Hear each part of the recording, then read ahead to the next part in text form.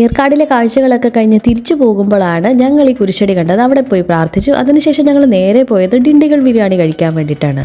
Authentic Thalappakatti biryani ഞാൻ ആദ്യമായിട്ടാണ് കഴിക്കണത് കേട്ടോ. അപ്പം വരുന്ന വഴിക്കല്ലേ ഇതൊക്കെ നടക്കത്തുള്ളൂ. അങ്ങനെ അവിടെ കയറി.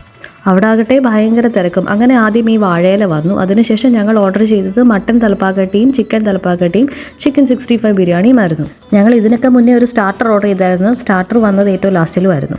എന്നിട്ട് ഞങ്ങൾ കഴിക്കാൻ തുടങ്ങി. ഇതിൻ്റെ ദൈവമേ പറഞ്ഞറിയിക്കാൻ വയ്യ, നല്ല ടേസ്റ്റ് ആയിരുന്നു. പക്ഷേ മട്ടൻ്റെ പീസൊക്കെ ഭയങ്കര കുറവായിരുന്നു. നീണ്ടിരിക്കുന്നു ഞങ്ങളുടെ ലാസ്റ്റിൽ വന്ന സ്റ്റാർട്ടർ ചിക്കൻ ലോലിപോപ്പ്. അങ്ങനെ ഞങ്ങളൊന്നും വേസ്റ്റ് ആക്കാതെ എല്ലാവരും നന്നായിട്ട് തന്നെ കഴിച്ചു.